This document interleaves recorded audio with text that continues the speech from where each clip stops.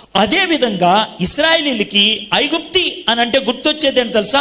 బానిసత్వం. మేము బానిసత్వంలో ఉన్నప్పుడు దేవుడు మమ్మల్ని విమోచించాడు అని అంటున్నాడు.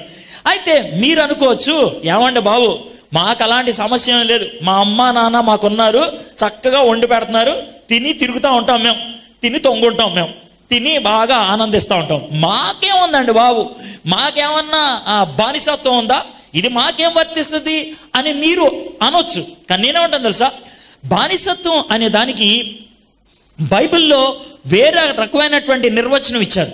బానిసత్వం అని దేన్ని అంటారు తెలుసా? ఏదైతే లేకపోతే మనం ఉండలేమో, ఏదైతే లేకపోతే మనం ఉండలేమో అని అనుకుంటామో దానికి మనం బానిసం, దానికి మనం బానిసం. కొంతమంది సిగరెట్లు తాగే వాళ్ళు ఉంటారు, వాళ్ళు సిగరెట్కి బానిస అనే విషయం ఎప్పుడు అర్థమవుతుందో తెలుసా? వాడిని కొద్దిసేపు సిగరెట్ తాగొద్దానంటే ఆ తర్వాత అప్పుడు ఫర్ ఎగ్జాంపుల్ కొంతమంది పాస్టర్ గారి దగ్గరికి లేకపోతే చర్చికి లేకపోతే ఒక పవిత్రమైన కూడికి వెళ్తూ ఉంటారు. బాగా సిగరెట్ తాగోనుకో 2 గంటల సేపు బలవంతంగా కూర్చుంటారు, అవ్వంగానే పరిగెట్టుకుంటారు. అమ్మా వాళ్ళని చూడాలి. ఆ టైంలో అసలు ఎలా అనిపిస్తుంది తెలుసా? అంటే ఒక వారం రోజులు నీళ్లు తాగినీపోతే కనుక దుప్పి నీటి వాగులకై పరిగెట్టినట్లు వీళ్ళు సిగరెట్కై పరిగెట్టుదురు. అంటే వాళ్ళు దేనికి బానిస? సిగరెట్కు బానిస. మనలో చాలా మంది చాలా వాటికి బానిసలుగా ఉంటారు. ఏమంటే అది లేకపోతే ఉండలేం, దానికి అమ్ముడుపోతాం, దానికి మనం అమ్మేసుకుంటూ ఉంటాం, దానికి మనం ఇచ్చేసుకుంటూ ఉంటాం. నేను కూడా ఒకప్పుడు చాలా విషయాలకి బానిసగా ఉండేవాడిని. నాకు చిన్నప్పుడు సినిమాలంటే అలవాట్లేదు. 10వ క్లాస్ దాకా సినిమా థియేటర్కి ఎప్పుడు వెళ్ళలేదు. అంటే మా అమ్మ నాన్న చాలా భక్తిపూర్వకంగా నన్ను పెంచారు. సినిమా పాట నా నోటెంబటి వస్తే చాలు వాయించేసేవాడు, కొట్టేవాళ్ళు, నోటి మీద స్కేల్ పెట్టి ఇక్కడ కొట్టేవాళ్ళు. సినిమా పాట రావడానికి వీల్లేదు, సినిమా గురించి మాట్లాడటానికి వీల్లేదు. అలా ఉండేది 10వ క్లాస్ దాకా. కానీ కాలేజీలోకి వెళ్ళిన తర్వాత కాస్త స్వేచ్ఛ వచ్చింది, దొంగతనంగా సినిమాలకు వెళ్ళటం. ఆ తర్వాత కొన్ని రోజులకి సినిమా వెళ్ళకపోతే కనుక పిచ్చెక్కేది. 2 రోజులు సినిమాకి వెళ్ళలేదనుకో స్నేహితులు తరే భలే పిచ్చెక్కేస్తుందిరా అనేవాళ్ళు. ఏమనంటే వెళ్ళలేదు 2 రోజులు సినిమా. నేను సినిమాకి బానిస. మీరు అలాంటి ఏదో ఒకటి ఉంటుంది. బానిసత్వం లేనటువంటి వాడు ఎవడు ఉండడు. కానీ ఆ బానిసత్వం ఎప్పుడు చిరాకు అనిపిస్తుందో తెలుసా?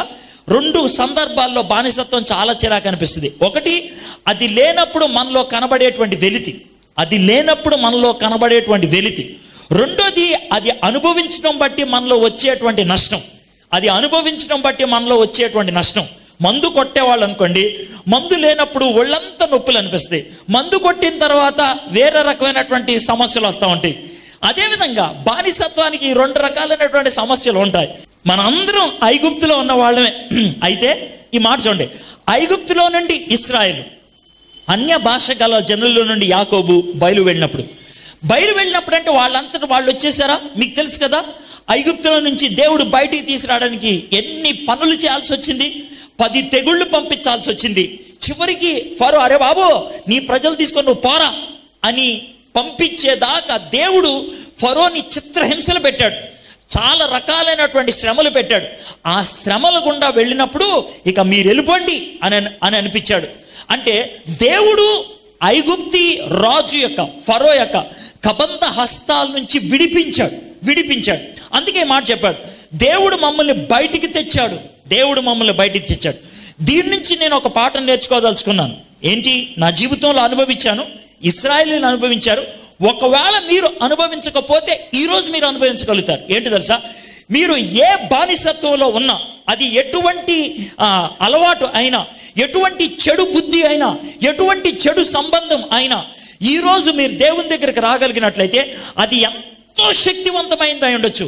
ఎంత శక్తివంతమైందంటే దాన్ని వదులుకుంటే నువ్వు ఇంకా బతకలేను అనేటువంటి పరిస్థితిలో ఉండొచ్చు. కానీ దేవుడే ఉన్నాడు తెలుసా, ఐగుప్తులో నుండి ఇశ్రాయేలీని బయటికి తెచ్చినటువంటి దేవుడు నిన్ను ఏ సమస్యలోంచైనా బయటికి తీసుకురాగలడు, ఏ బంధకాల్లోంచైనా బయటికి తీసుకురాగలడు, ఏ బానిసత్వంలోంచైనా బయటికి తీసుకురాగలడు. ఆయన మనం ఏ ఉచ్చుల్లో పడిపోయామో ఆ ఉచ్చుల్లోంచి బయటికి తీసుకురాగలడు. ఏ గొలుసుల చేత మనం కట్టబడ్డామో ఆ గొలుసుల్ని ఆయన తెంపేయగలడు. ఈ రోజు ఆయన దేవుడు చేయడానికి ఇష్టపడుతున్నాడు. ఇక్కడున్నటువంటి వాళ్ళల్లో ఏ ఒక్కరూ బంధకాల్లో ఉండకూడదు. ఇక్కడున్నటువంటి ఉన్నటువంటి వాళ్ళలో ఏ ఒక్కరికి కూడా గొలుసులు ఉండకూడదు. దేవుడు కోరుకునేది అది. హీ వాంట్స్ టు రిడీమ్ అస్. అది ఏ రకమైనటువంటి సమస్య అయినా అవచ్చు. గెరాసేను అనేటువంటి ప్రాంతంలో దెయ్యాలు పట్టిన వాడు ఒకడు ఉండేవాడు. అతడి గురించి నాకు చదవటం అంటే బాగా ఇష్టం. ఒకసారి ఆ ప్రసంగం గురించి ధ్యానం చేస్తా ఉన్నప్పుడు ఆ విషయం గురించి నాకు ఒక తలంపు చాలా ఆదరణ కలిగించింది. ఏంటి తెలుసా? ఇది గలిలీ సముద్రం అనుకోండి. ఇది గలిలీ సముద్రం. యేసు ప్రభు వారు ఇక్కడ ఉన్నారు. ఇక్కడ ఉంటే శిష్యుల్ని పిలిచి ఉంటాడు తెలుసా, పడవ రెడీ చేయండి అంటాడు. అంటే అవతలకి వెళ్ళాలి అంటాడు, సముద్రం అవతలకి. అర్థమైందా? కష్టపడి వీళ్ళు ఈదుకుంటూ సముద్రం అవతలకి వెళ్ళారు.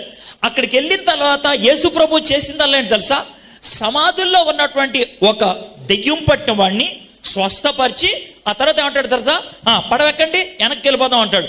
అంటే యేసయ్య సముద్రం దాటి యువతలకు వచ్చి ఆయన చేసిందల్లా ఏంటి తెలుసా, ఒక దెయ్యం పట్టిన వాడిని చెరలోంచి విడిపించి వెనక్కి వెళ్ళిపోయాడు. ఒక్క వ్యక్తి కోసం ఆయన సముద్రం దాటి వచ్చాడు. ఆయన ఒక్క వ్యక్తి కోసం. నాకు ఆ మాట చదివినప్పుడు ఎంత ఆదరణ కలిగిందో తెలుసా.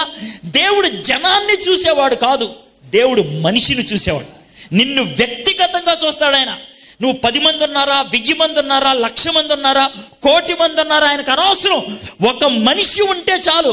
ఆ మనిషి కోసం సముద్రం దాటి అవతలికి వెళ్ళి కేవలం వాడిని స్వస్థపరిచి, అంతే, ఇంకేం చేయలేదు, స్వస్థపరిచి మళ్ళీ వెనక్కి వచ్చాడు. అంతే, అదొక్కటే చేశాడు ఆయన. నాకు దాంతో అర్థమవుతుంది, ఈరోజు వ్యక్తిగతంగా నిన్ను విమోచించడానికి ఇష్టపడుతున్నాడు. వ్యక్తిగతంగా, దేవా నేను బంధకాల్లో ఉండిపోయాను ప్రభా, నేను ఇదిగో నాకు ఈ విధమైనటువంటి చెరలో ఉండిపోయాను ప్రభా అని నువ్వు అడగగలిగితే, నువ్వు చెప్పగలిగితే చాలు, ఆయన నిన్ను స్వస్థపరుస్తాడు, ఆయన నిన్ను విమోచిస్తాడు.